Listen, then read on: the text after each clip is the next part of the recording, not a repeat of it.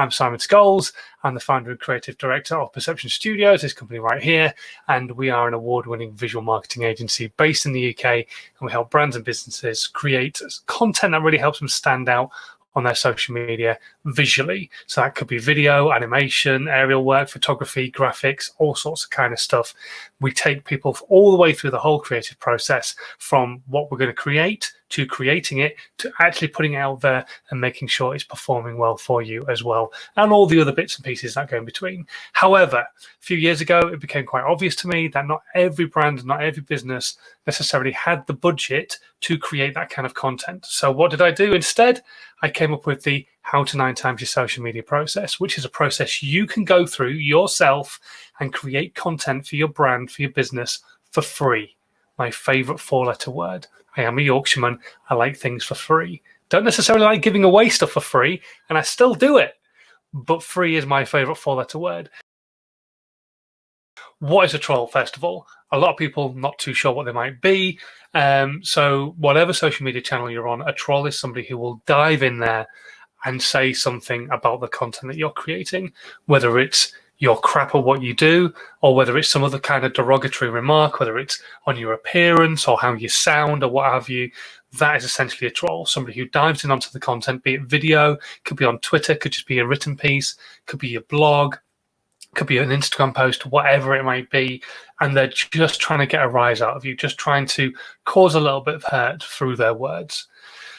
And that's kind of where I want to begin. So why do people troll is the first thing to look at. When somebody is trolling you, and we probably all will get a troll at some point or another in our content creation careers, whether you go astronomic and have a huge career as an influencer in social media, or whether you just create content for your brand, your business, and it's smaller and trickles along, you'll still probably get a troll somewhere along the lines.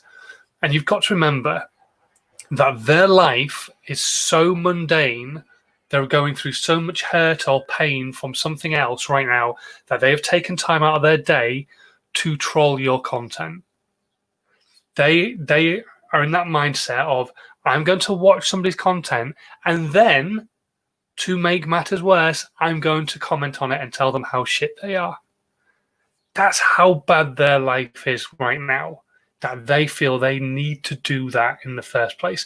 There are some trolls who are actually really quite funny, and I've seen them in the past, and actually some bigger creators that I've been friends with in the past have actually kind of become friends with the trolls because they're quite funny and humorous in some of the stuff they say.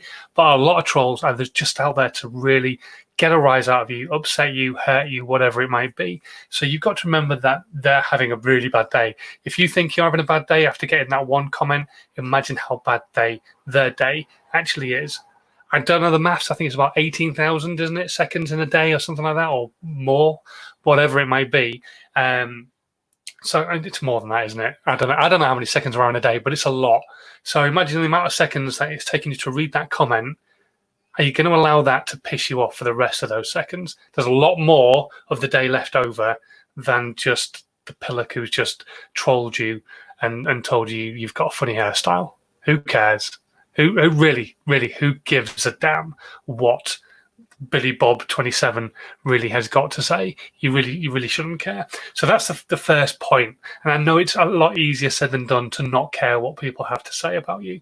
But this is from my viewpoint. Like I say, I'm not a mindset coach, and there are other coaches out there who will help you overcome this kind of fear, because I think it kind of ties itself well into the fear of perfection, and also what I feel is nobhead syndrome for a lot of people, because a lot of people will kind of get over nobhead syndrome, effectively imposter syndrome, where you don't feel you are an expert in your field, and what do you have to say? Why should people listen to what it is that you've got to say? But you overcome it a little bit, and you post a piece of content, and then someone says something derogatory, and it just gets all those synapses firing off again, and you start going, oh, well, maybe they're right. Maybe I am crap. Maybe I don't know what I'm talking about. Why am I posting stuff? Because it was already there in the first place, and you've kind of overcome it a little bit, but you've posted something.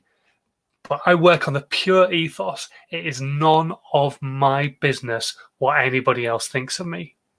Because the fact of the matter is, who gives a damn what somebody else might think of me? They're not my audience. If they don't like what it is I've got to say, or they don't like how it is I've got to say it, They are not my audience. They are not the people who I am trying to appeal to and trying to talk to. So the chances of us ever working together are slim to none anyway.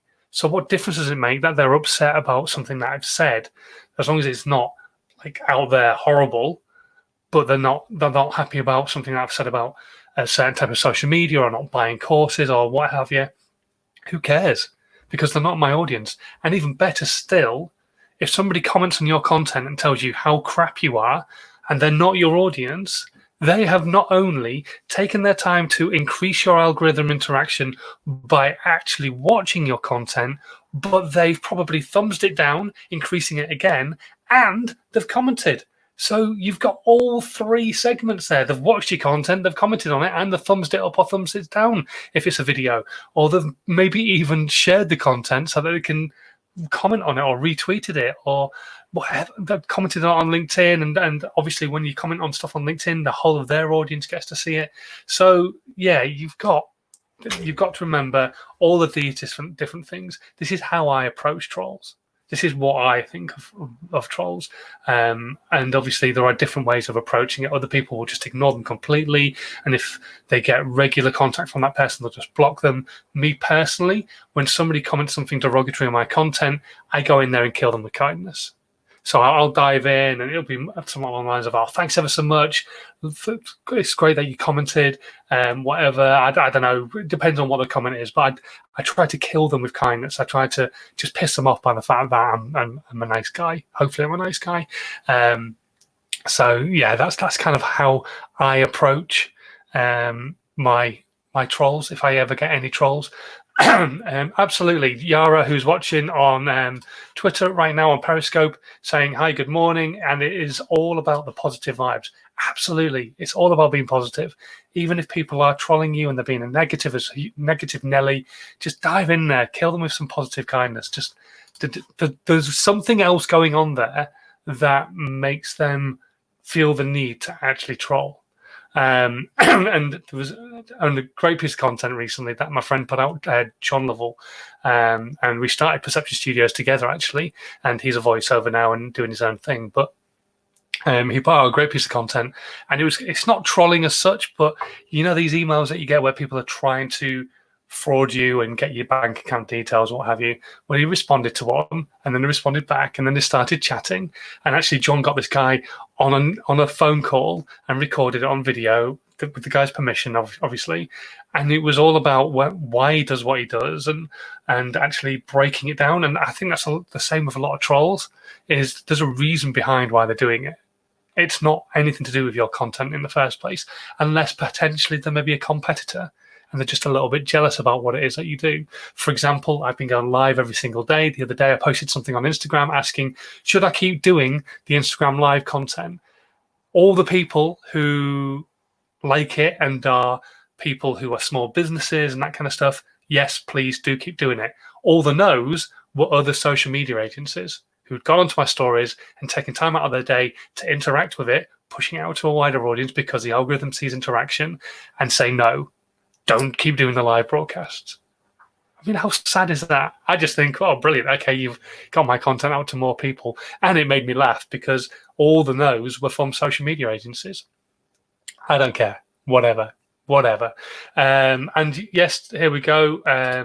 Yara is saying, love is love and hate is hate. Just remember that the rule is hard to be in between.